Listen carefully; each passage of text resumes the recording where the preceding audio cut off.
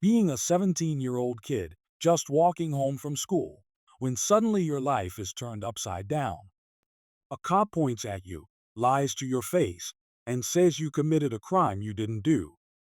Jamal Carter, a 17-year-old high school senior from Atlanta, Georgia, was known in his neighborhood as the kid with big dreams. He wanted to be a lawyer, someone who could fight for people who couldn't fight for themselves. But one afternoon, his life took a turn he never expected. Walking home from school, Jamal was stopped by Officer Daniels, a cop with a reputation for targeting black teens in the area. Daniels accused Jamal of stealing a bike from a nearby park earlier that day. Jamal was stunned. He hadn't been anywhere near the park. He tried to explain, but Daniels didn't listen. Instead, the officer handcuffed him and took him to the station. At the police station, things got worse. Officer Daniels wrote up a report claiming Jamal had confessed to the crime, even though he hadn't. The report also said there were witnesses who identified Jamal, but no one came forward. Jamal's family was devastated. His mom, a single parent working two jobs, scraped together money to hire a defense attorney, Sarah Mitchell. Sarah quickly realized the case was built on lies. There was no physical evidence linking Jamal to the crime, and the so-called witnesses didn't exist. But with Officer Daniels' word against Jamal's, the odds were stacked against them. The case went to court, and the prosecution painted Jamal as a troublemaker. They relied on Daniels' testimony, presenting him as a trustworthy officer. Jamal felt the weight of the system pressing down on him. He knew he was innocent, but he also knew how the world worked. Too often, stories like his ended with innocent people behind bars. The challenge was clear. How could Jamal and his attorney prove his innocence when the system seemed determined to believe the cops' lies? The stakes were high. If convicted, Jamal's dreams of becoming a lawyer would be crushed, and his future would be forever changed. Sarah Mitchell, Jamal's defense attorney, wasn't about to let the case rest on Officer Daniels' lies. She knew the system was flawed, but she also believed in the power of evidence. Her first move was to retrace Jamal's steps on the day of the alleged crime. She started by visiting the route he took home from school, talking to shop owners and residents along the way. That's when she struck gold. A small convenience store had a security camera pointed toward the street. Sarah requested the footage and, after hours of reviewing it, found what she needed.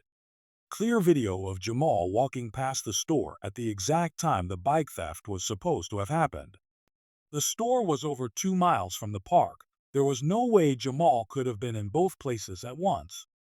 But Sarah didn't stop there. She dug deeper into Officer Daniels' history. Through public records and conversations with community members, she uncovered a pattern of complaints against him.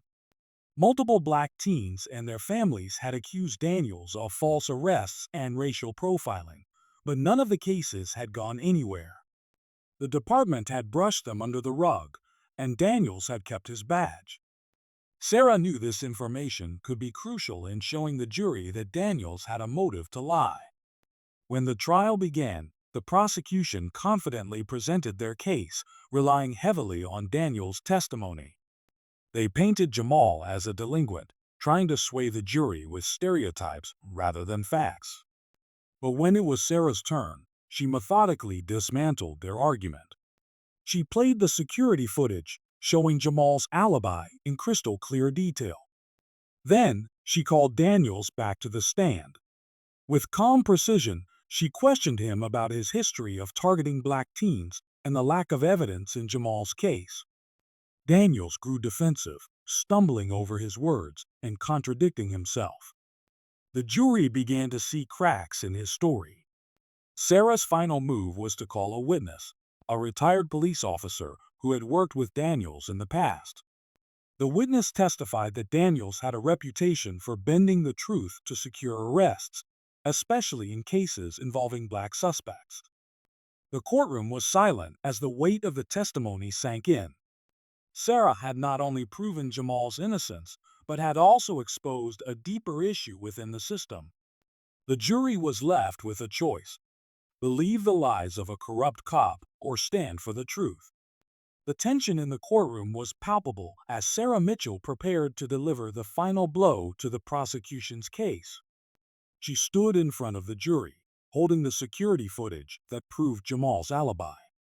With a calm but firm voice, she said, "This video shows Jamal Carter walking past a convenience store 2 miles away from the park at the exact time the crime was supposed to have happened.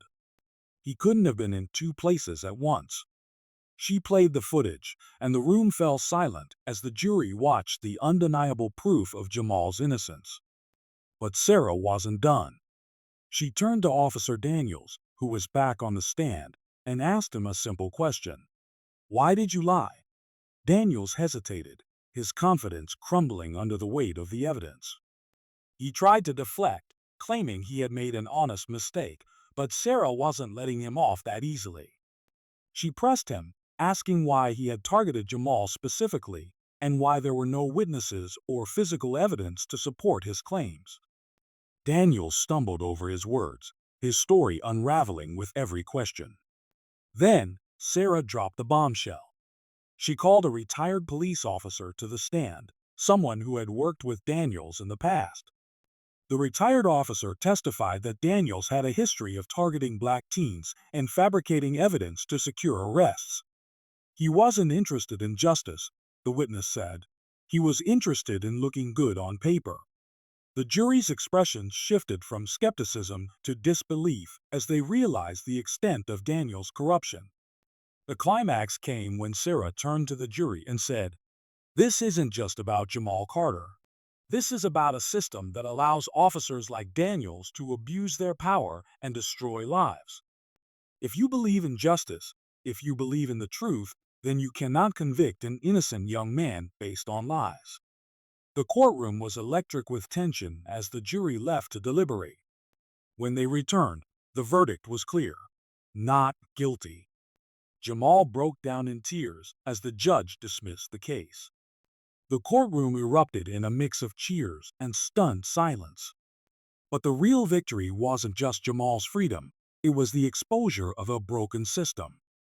Daniel's lies had been brought to light, and the community began demanding accountability. The key moment wasn't just the verdict.